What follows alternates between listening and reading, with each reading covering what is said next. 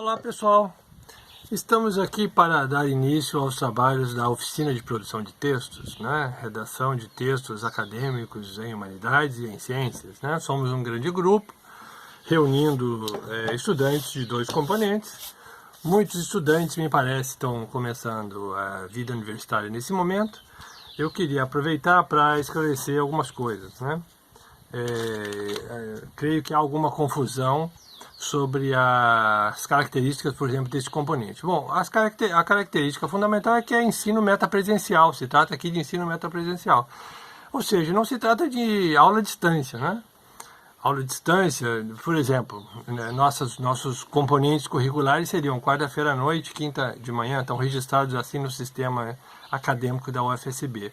Não teremos encontros online quartas e quintas à noite, não se trata disso, O ensino metapresencial, ele permite que os estudantes adquiram conhecimento, enfim, como no ensino tradicional, só que com um grande grau de autonomia. Então, por exemplo, as atividades podem ser realizadas em horários alternativos, de tal maneira que cada um avance num ritmo determinado, um avança mais, outro avança menos. Nós não temos uma meta coletiva igual para todo mundo. No caso de uma oficina de produção de texto, o objetivo é que cada um produza uma peça, faça uma redação, uma peça e um texto acadêmico. Bom, vai ser um projeto, pode ser um artigo científico, como preferirem aí. Eu até recomendo que verifiquem a possibilidade de usar o mesmo trabalho desse componente, usar em outros componentes, que já há expectativa de um trabalho final, já começa a desenvolver isso desde agora, neste componente, valendo para este componente e outros componentes, não há nenhum problema nisso. Claro, e além disso, estou falando da questão da autonomia, da característica da metapresencialidade, não se tratam de aulas online, portanto, e outra característica importante é que você tem total liberdade, por exemplo, para escolher que tipo de trabalho você vai realizar. Então, nós não temos uma meta comum, é uma oficina, se trata de um componente prático, portanto, por isso estamos aqui numa oficina, para ilustrar essa característica de que se trata de um componente prático, não é um componente teórico. Então, por exemplo, não sou professor de língua portuguesa, já deixo isso claro desde agora, eu sou um filósofo, E a questão é a produção de texto, não é aulas teóricas de gramática ou de regras de língua portuguesa.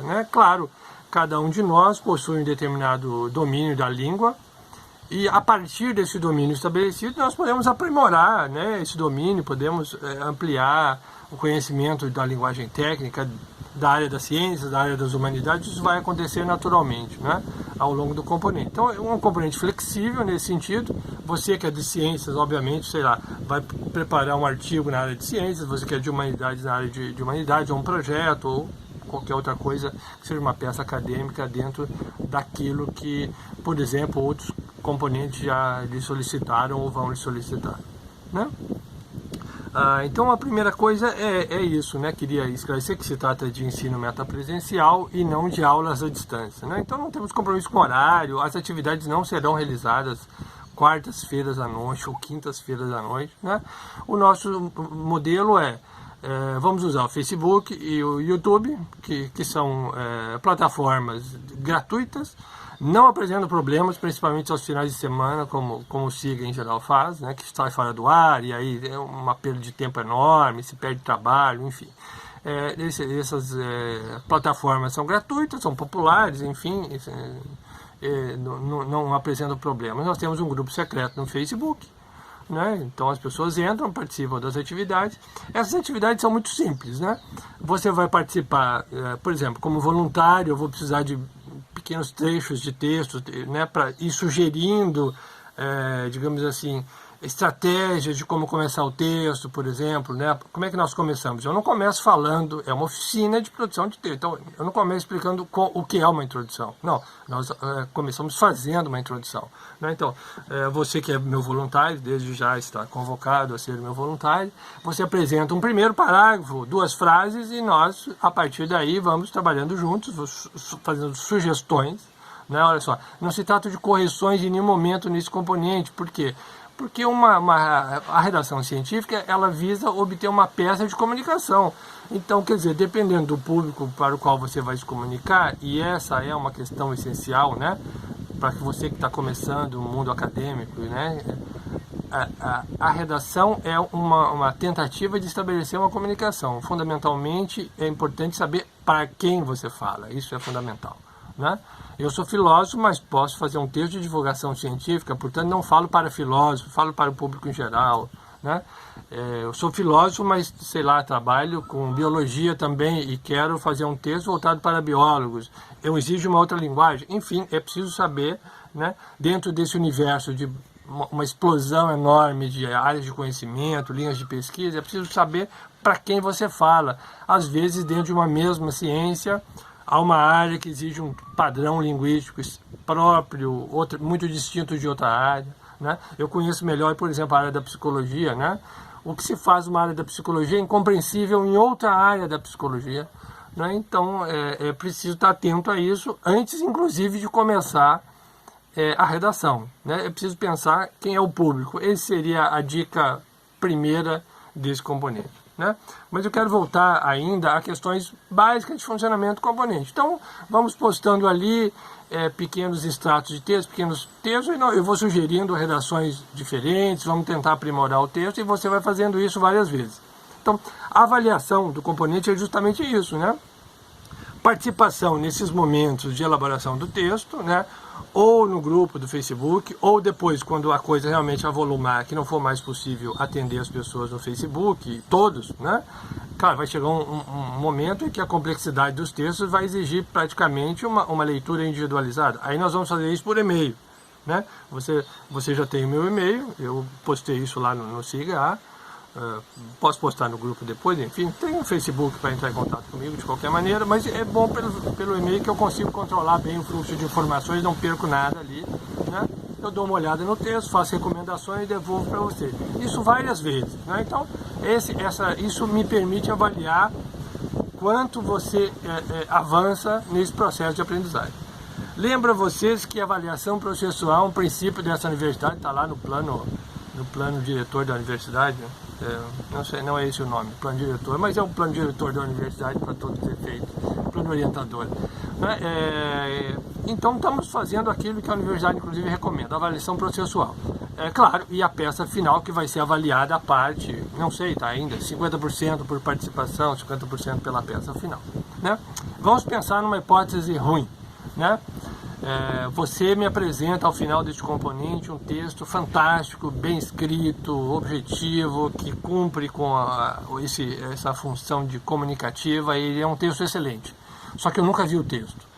Esse seu texto não vale absolutamente nada para efeitos de avaliação do componente, né? Então nós precisamos ter um processo, certo? Então, duas coisas que nós precisamos evitar nesse componente, que são, digamos, pecados mortais. Um é você não participar, não expor o texto desde o início e nós não acompanharmos o processo. O texto que eu não tenho de memória, que eu não me recordo, que não está guardado no meu e-mail, inclusive, né? Tem registro dos meus e-mails, que não tem um histórico de elaboração ao longo desse componente, não vale nada. Traduzindo, infelizmente, para a linguagem matemática, é zero, né? Outra situação, outro pecado mortal que você não deve cometer de hipótese nenhuma é plágio, né? Até porque não há espaço para isso. Quer dizer, se eu estou acompanhando a elaboração de um texto, né, a elaboração gradual de um texto, não tem espaço para plágio. Você não vai pegar um texto ali da internet ou de um autor que você admira e me apresentar como sendo seu. Primeiro que isso é desonesto, isso é desonesto, né? Eu tenho certeza que ninguém vai fazer isso, mas como isso já aconteceu antes em outros componentes, então eu estou chamando a atenção para isso. Eu acredito que não vamos ter esse tipo de problema. De qualquer maneira, pessoal, a regra é o processo, né? Então, atenção ao processo, comece a trabalhar desde agora.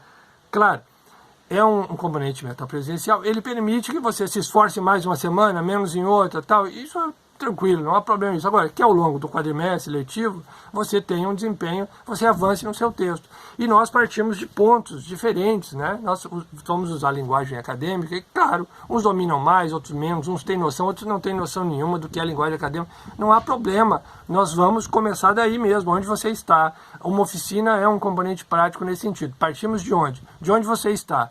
Vamos até onde? até onde nós pudermos ir. Não há um objetivo comum para todo mundo, né? Vamos todo mundo ter um artigo no final do quadrimestre, nada disso, né? Isso não faz sentido, certo? Então eu queria, é um vídeo rápido, de boas-vindas. Eu queria então esclarecer essas características básicas do componente, a metapresencialidade, né? Esclarecer que é um componente que exige autonomia dos estudantes, né? Não é aula à distância. Chamou atenção para a questão da avaliação, do ritmo de trabalho, na verdade, que é uma avaliação processual permanente, portanto, né? Evitem o plágio, né? Uma outra coisa que realmente para mim faz muita diferença é o seguinte, né? Que eu gostaria que vocês atentassem, né? A sala de aula, ela tem se transformado num ambiente danoso, né? Danoso para as pessoas. Por que danoso? Porque as pessoas estão em sala de aula, às vezes, dispostas, vão a uma sala de aula e não isentam os docentes disso, muitos são militantes explicitamente com relação a isso, vão para defender ideias, né? Eu não tenho absolutamente nada contra convicções políticas. Tenho as minhas convicções políticas, que são minhas convicções políticas, e as expresso naqueles ambientes que eu acho apropriado. Eu não vou numa sala de aula para militar, para demonstrar as minhas verdades e convencer as pessoas de que eu estou certo, né? Acho que isso é um comportamento pouco proveitoso, antieducativo, né? Então eu penso assim, ó, alguns são evangélicos, outros são evolucionistas, outros são ateus, e isso não faz absolutamente nenhuma diferença. Cada um tem as suas ideias e julga o mundo de acordo com os seus critérios.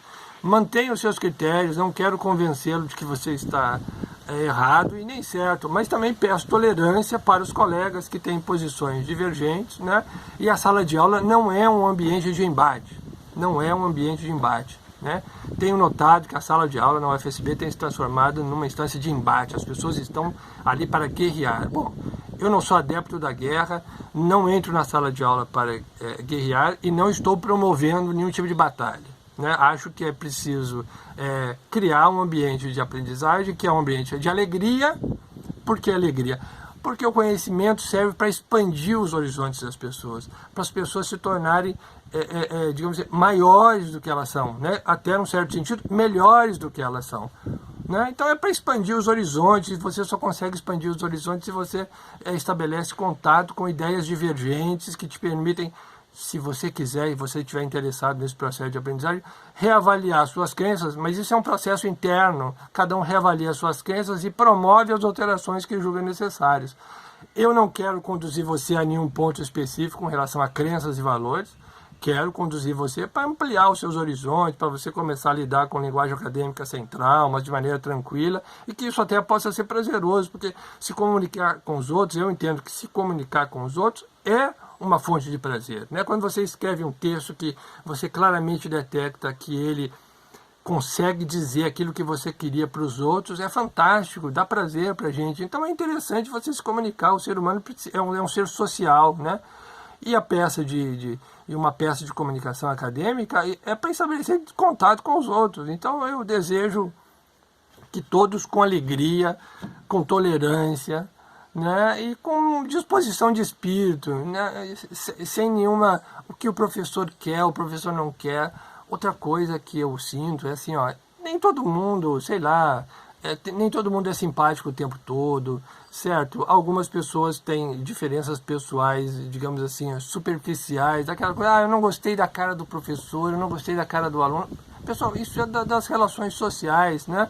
Nós não estamos aqui para nos amarmos profundamente em sala de aula, todos igualmente, né? Seria até desejável que isso acontecesse, mas não acontece. Então, vamos deixar as aparências, sei lá, eu não gostei do professor porque ele é barbudo. Vamos deixar as coisas de segundo plano em segundo plano, né?